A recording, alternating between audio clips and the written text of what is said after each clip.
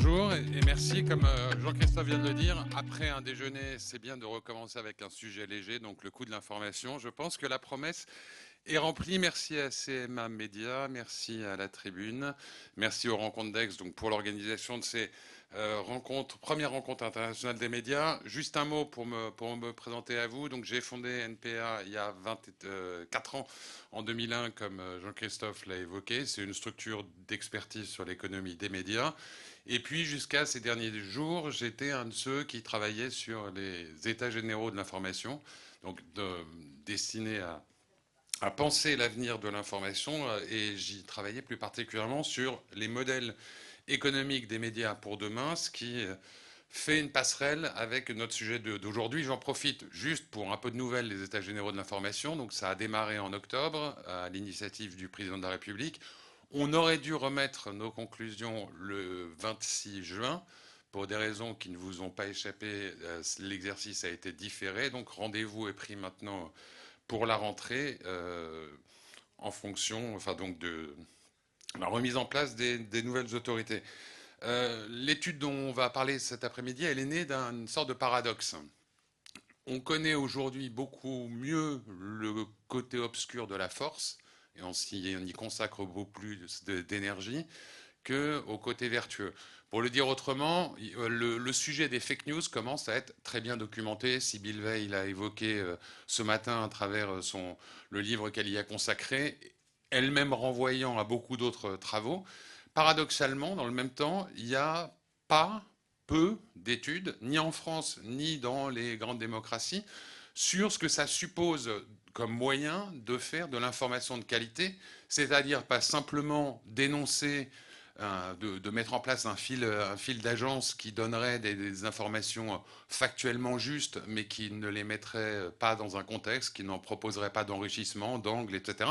Donc un vrai travail de production d'informations de qualité, les moyens et les coûts que ça suppose, et donc le coût que ça induit, c'est un sujet qui n'était pas documenté. Encore une fois, travailler sur le modèle économique des médias sans éclairer cet aspect, ça nous a apparu impossible. Alors, on a mis en place fin d'année dernière une étude en direction des éditeurs, à la fois de presse, de télévision, de radio, les pure players, enfin ceux qui font et financent de l'information.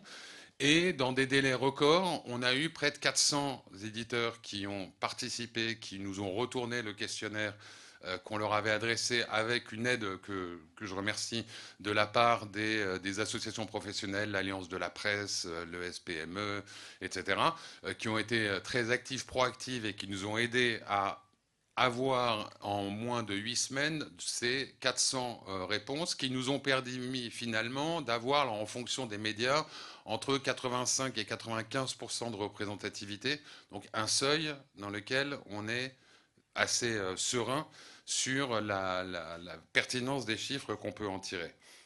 Donc finalement, quelques mots sur les résultats de cette étude, mais surtout quand il fait chaud, en début d'après-midi, je vais essayer de ne pas vous assommer de chiffres. Du côté des ressources, donc ce qui permet de le financer, on est à peu près à 12 milliards d'euros en 2023 pour ces médias producteurs d'information.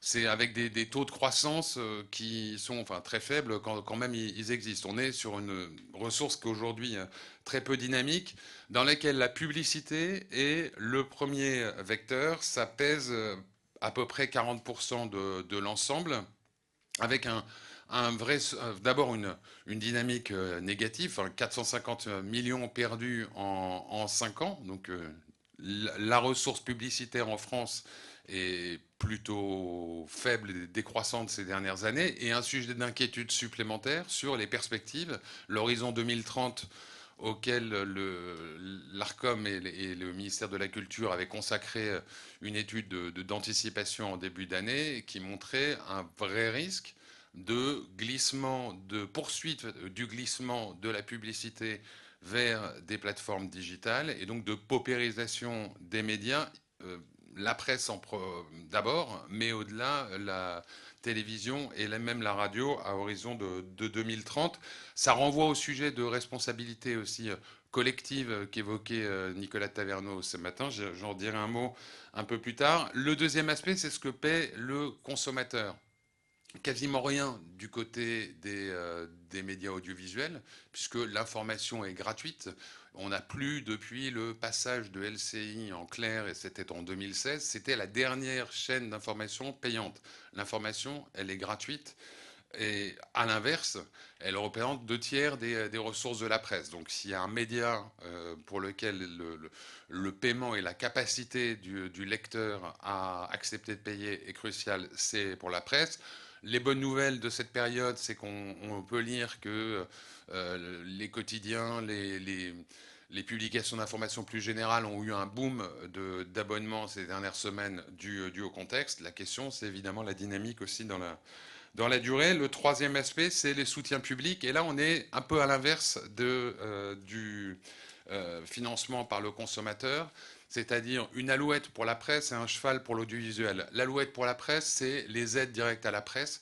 C'est un sujet de débat éternellement renouvelé. Quand on regarde la réalité de ce que ça représente, à peu près 2% des ressources de la presse et 150-200 millions pour les aides directes, 450 si on compte aussi les aides indirectes. Autrement dit, on est dans un sujet économiquement relativement léger, enfin, surtout à l'échelle du budget de l'État, quand à l'inverse et de l'autre côté, les financements publics, donc ce qu'on appelait la redevance, ce qu'on ne sait plus très bien comment on va l'appeler, puisque la loi qui devait installer un nouveau système de financement est pour l'instant gelée. En tout cas, ça représente 4 milliards à peu près au total, et c'est structurant dans le financement de l'audiovisuel en général et de financement de l'info par l'audiovisuel public en particulier. Donc, puisqu'il est question de privatisation de l'audiovisuel public, il a été souligné assez largement que ça serait un trou d'air pour la production audiovisuelle, pour le cinéma. Ça serait aussi un trou d'air pour l'information, puisque, et là on en arrive à combien les médias dépensent donc pour financer l'information, pour payer leurs journalistes, pour payer les équipes qui travaillent avec leurs journalistes, pour financer les frais de reportage, les abonnements à l'AFP, les coûts techniques divers et variés, etc. On est sur une enveloppe de 2,5 milliards l'an dernier pour les médias grand public, 3 milliards si on élargit à la presse professionnelle, aux agences de presse. Donc 3 milliards donc pour le coût de l'information en France l'an dernier, à mettre en regard de la contribution à la démocratie que l'information représente. Donc sur ces 3 milliards, il y a 30% qui provient de l'audiovisuel public, donc du financement, des financements qui y correspondent, d'où la référence au trou d'air que je faisais à l'instant.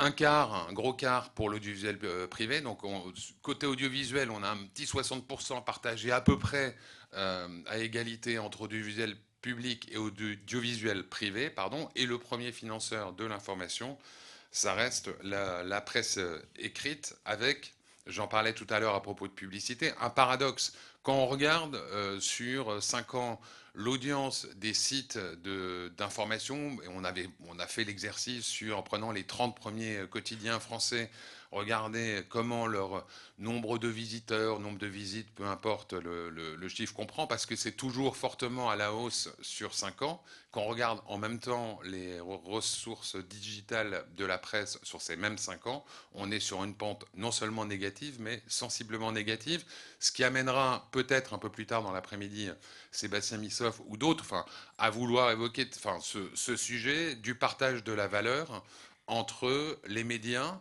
et les plateformes.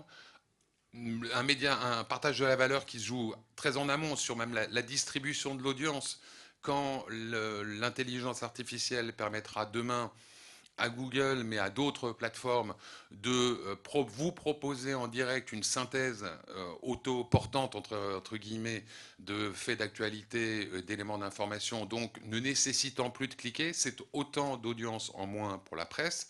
Ça, c'est pour l'amont. Et puis pour l'aval, c'est toute l'organisation de la filière qu'on appelle AdTech, de la filière publicitaire, le rôle des uns et des autres, notamment de Google dans cette filière, et donc finalement un partage moitié-moitié, la moitié de ce qui est payé, enfin quand un annonceur paye 100, l'éditeur, à la fin, en touche à peu près 50, et dans l'intervalle, c'est cette filière AdTech donc, qui perçoit sa dîme. Je parlais finance, si on jette juste un coup d'œil rapide sur les emplois qui y correspondent, c'est à peu près 30 000 emplois, alors principalement de journalistes, aux trois quarts, et de techniciens, infographistes et autres, donc techniciens directement rattachés aux rédactions, donc 30 000 emplois qui sont en jeu, et ça représente ces emplois à peu près 70% de ce coût de l'info, ce qui traduit une réalité pour demain aussi, c'est que enfin, l'information, c'est l'intuition, c'est à un moment du temps passé non seulement à la collecter à la base, mais encore une fois à l'enrichir, à faire des interviews, à faire des enquêtes, à proposer des angles qui complète l'information factuelle, ça, la machine, l'intelligence même artificielle, ne sait pas le remplacer. C'est très difficilement substituable. Ça veut dire que l'information restera fondée d'abord et avant tout demain sur des hommes, et donc c'est qui est une ressource variable et un coût variable et pas un coût fixe. On n'est pas dans des effets d'échelle, on ne peut pas attendre des effets d'échelle formidables, donc une responsabilité pour la société dans son ensemble de couvrir ce coût, de ne pas se leurrer d'espoir que finalement faire de la bonne info ça coûterait moins cher et donc on n'aurait pas, les choses se résolveraient d'elles-mêmes. Donc trois choses, et j'en terminerai par là, vers lesquelles nous ont conduit nos travaux lors des États généraux. D'abord, une vraie possibilité en mettant autour de la table les marques, les annonceurs, les agences qui les représentent et puis les médias. Beaucoup de points de friction dans la pratique professionnelle. Je ne vais pas rentrer dans les détails à l'instant parce que c'est souvent des points techniques, mais qui peuvent être améliorés et qui changeraient de manière significative le partage de la valeur et l'allocation de publicité vers les médias d'info. Ça aiderait à lever les freins à cette allocation de médias vers les médias d'info. Le deuxième aspect, c'est assurer un fonctionnement équitable de la filière. Je l'ai évoqué à propos de tout ce qui est publicité digitale. L'Union européenne, enfin la Commission européenne a des sujets ouverts sur ce dossier.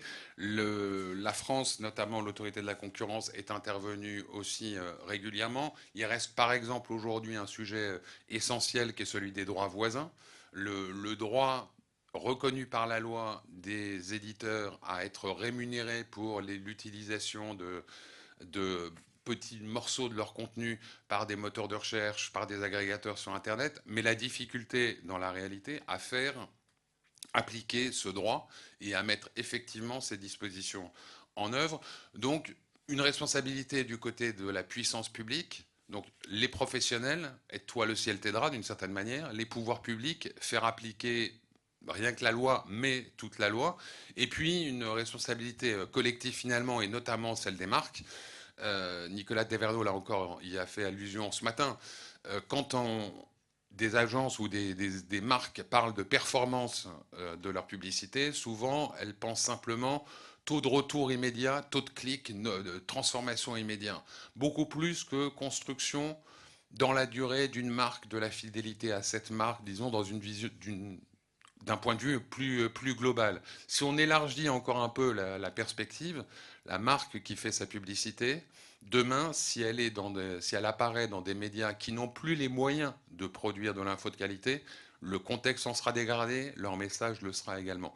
Donc tout ça pour conduire à un message qu'on s'est attaché à porter et qui, je crois, a fait écho déjà dans l'écosystème avant même qu'il soit officiellement déposé dans les conclusions des États généraux, c'est une responsabilité des annonceurs, une responsabilité démocratique dans les annonceurs et ceux qui travaillent avec eux, de savoir choisir dans la manière dont ils répartissent leurs investissements publicitaires, de ne pas mettre tous leurs œufs dans des plateformes encore une fois, à impact immédiat peut-être tentant, mais savoir équilibrer les choses. Et c'est la dernière des recommandations à laquelle je fais allusion. On a recommandé en particulier que l'État s'applique cette responsabilité à lui-même, d'abord en étant transparent sur la manière dont le SIG, donc qui gère les budgets de communication de l'État, les répartit entre presse, radio, télé et puis le digital, et puis fixer un seuil, 50%,